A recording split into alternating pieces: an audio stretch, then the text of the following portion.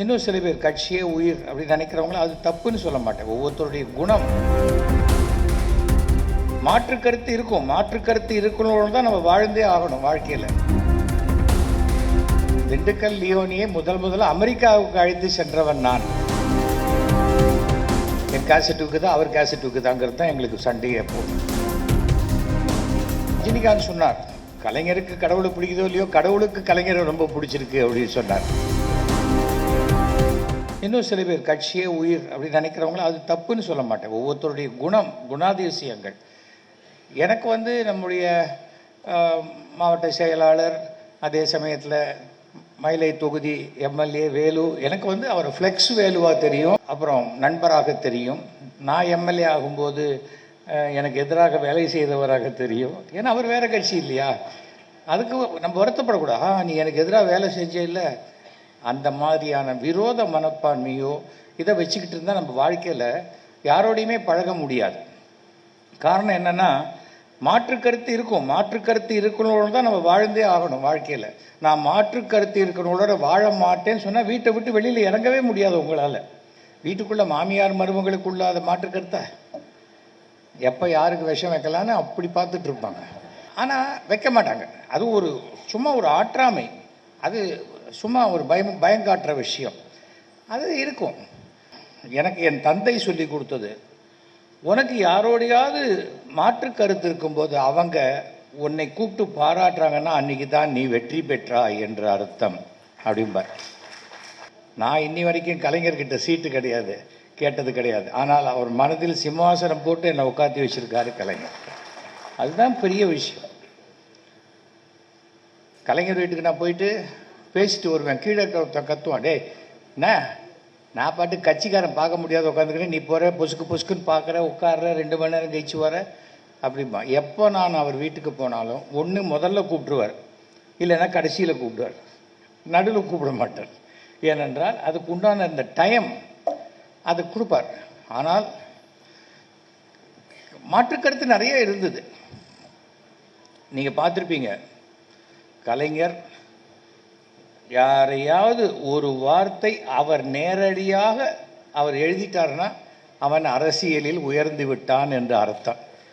இல்லைன்னா அவர் பதிலே சொல்ல மாட்டார். திண்டுக்கல் லியோனியும் நானும் ரொம்ப நாளாக போராட்டக்காரர்கள். என் கேசட்டுக்கு தான் அவர் கேசட்டுக்கு தாங்கிறது தான் எங்களுக்கு சண்டையே எப்போவுமே. சண்டை கிடையாது, எங்கள் பேரை வச்சு நாங்கள் திண்டிவனத்தில் எவன் தூக்க காலத்தில் இருந்தால் கூட ராத்திரி 1 மணிக்கு சிரிச்சுக்கிட்டே ஒன்று கடிச்சிட்டு இருப்பான் ஓரமாக போய். ஏன்னா அவர் போட்டிருப்பார், பழைய கணவனா புது கணவனா, பழைய வீடா புது வீடா அப்படிங்கிற மாதிரி அவர் தலைப்பு பட்டி பண்ணுறோம். நம்மளது ட்ராமா. திண்டுக்கல் லியோனியை முதல்ல அமெரிக்காவுக்கு அழைத்து சென்றவன் நான். அது நான் என்ன சும்மா கூப்பிட்டு போனேன், டிக்கெட்லாம் வேற ஒருத்தர் தான் போட்டாங்க. அது அமெரிக்காவில் இருக்கக்கூடிய அங்கே தமிழ் மாநாடு, அந்த தமிழ் மாநாட்டில் ஒரு மீட்டிங் தான் பேசினார். அதுக்கு பிறகு அத்தனை மீட்டிங் ஃபிக்ஸ் ஆகிடுச்சு அவருக்கு. அதுக்காக இல்லை அவர் பேசுறது எனக்கு பிடிக்காது, அந்த கருத்தை நான் ஏற்றுக்கலன்னு விட்டுரு, ஃப்ரெண்டாக இருந்துட்டு போ, அவ்வளோதான். நான் இன்றைக்கும் நான் ஃபுல் வெஜிடேரியனோட என்னால் முனியாண்டி விலாஸில் உட்காந்து வெஜிடேரியன் சாப்பிட முடியும். எனக்கு அதில் எனக்கு எந்த விதமான இதுவும் கிடையாது. நான் என் தட்டில் இருக்கிறத சாப்பிட போகிறேன், அவங்க தட்டில் இருக்கிறத சாப்பிட போகிறேன். அதில் என்ன இருக்குது? இந்த மனோபாவம் இருந்தால் தான் தமிழ்நாட்டில் இப்போ கொஞ்சம் கொஞ்சமாக அரசியல்லையும் அது மாறிக்கிட்டு வருது. ரகசியமாக சந்திக்கிறதெல்லாம் தாண்டி ஒரு ஃப்ரெண்ட்ஷிப்பாக இருக்கிறதுல தப்பு இல்லை. ஏன்னா எனக்கு என் கொள்கை, உனக்கு உன் கொள்கை.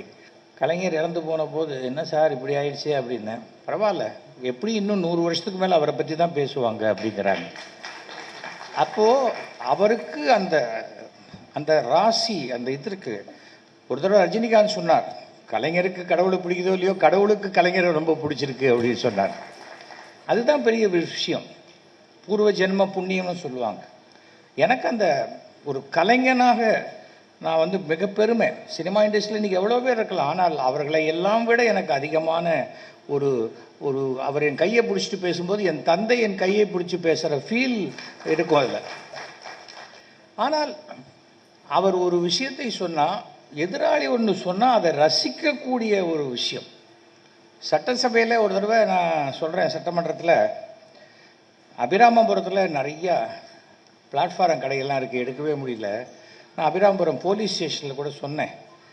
அப்படியும் எடுக்க முடியல. எனக்கு அப்புறம் தான் தெரிஞ்சது அவங்கெல்லாம் பழம்பெரும் காவலர்களாக இருக்காங்க அப்படின்னு சொன்னேன்.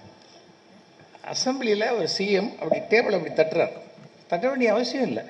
ஏனென்றால் நாம் சொல்லக்கூடிய விஷயத்தை ரசிக்கக்கூடிய ஒருத்தராக இருக்கார். செய்திகளை உடனுக்குடனும் துல்லியமாகவும் தெரிந்து கொள்ள சப்ஸ்கிரைப் பண்ணுங்க.